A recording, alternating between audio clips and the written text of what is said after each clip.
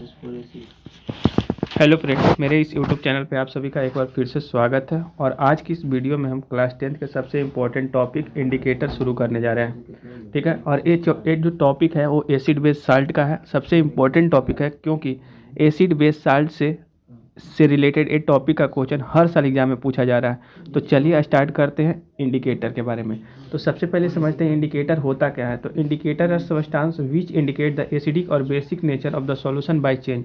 Indicator एक ऐसा substance है जो किसी सॉल्यूशन को बताता है कि यह सॉल्यूशन एसिडिक है या फिर बेसिक नेचर का है। मतलब कि इंडिकेटर एक सबस्टांस है जो ये बताने में मदद करता है कि कौन सबस्टांस एसिडिक नेचर का है और कौन सबस्टांस बेसिक नेचर का है, उसमें कुछ परिवर्तन करके।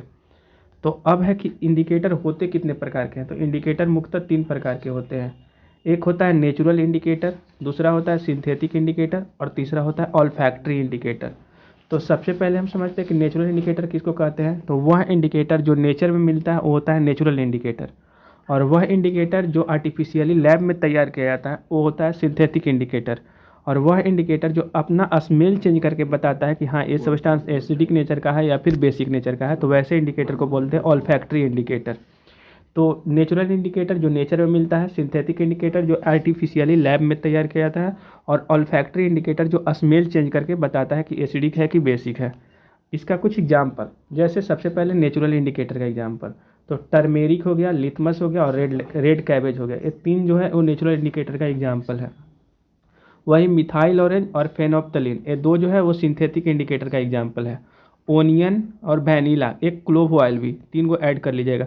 ये तीनों के तीनों जो है वो ऑल्फैक्टरी इंडिकेटर है। तो अब हम बारी बारी से पढ़ते हैं। सबसे पहले लिथमस इंडिकेटर के सबसे महत्वपूर्ण इंडिकेटर है लिथमस पेपर। तो सबसे पहले लिथमस मिलता कहाँ से, तो लाइकेन से मिलता है। ठीक है, और इस लाइकेन में जब पानी ऐड कर देते हैं और पानी में जब सेलुलोज ऐड कर देते हैं वुड का, तो इसका कलर हो जाता है पर्पल। तो लिथमस का ओरिजिनल कलर होता है पर्पल। ठीक है, लेकिन इसको जो है लिथमस पेपर पे इसका कलर 2 तरीका से इस्तेमाल किया जाता है, एक ब्लू लिथमस पेपर और एक रेड लिथमस पेपर। तो एसिड जो है ना वो ब्लू लिथमस पेपर को रेड में कन्वर्ट कर देता है, जबकि बेस रेड लिथमस पेपर को ब्लू में कन्वर्ट कर देता है। तो ये बात याद रखिएगा कि एसिड ब्लू लिथमस पेपर को रेड में कन्वर्ट कर देता है और बेस रेड लिथमस पेपर को ब्लू में कन्वर्ट कर देता है। यही कन्फ्यूजन होता है एसिड बेस में।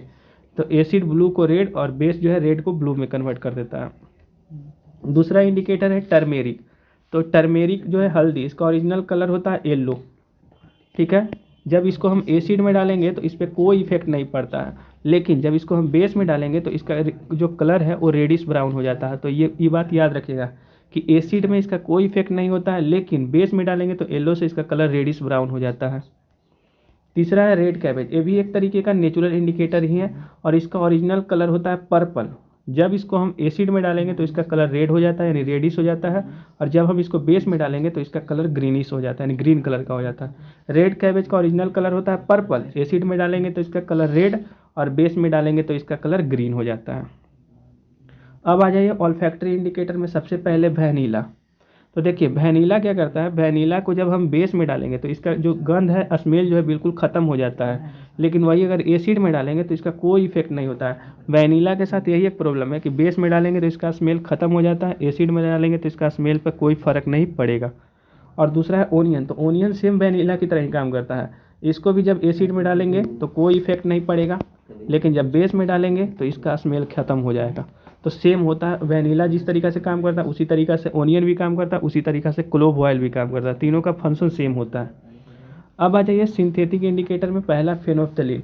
इसका ओरिजिनल कलर नहीं होता है, तो कलरलेस होता है। कलरलेस जब एसिड में डालेंगे तो भी कलरलेस ही रहेगा, लेकिन बेस में डालेंगे तो इसका कलर पिंक हो जाता है। तो फेनोप्टलीन जो है ना वो एक आर्टिफिशियल इंडिकेटर है। इस कलरलेस होता है, लेकिन एसिड में कलरलेस ही रहेगा, बेस में इसका कलर हो जाता है पिंक।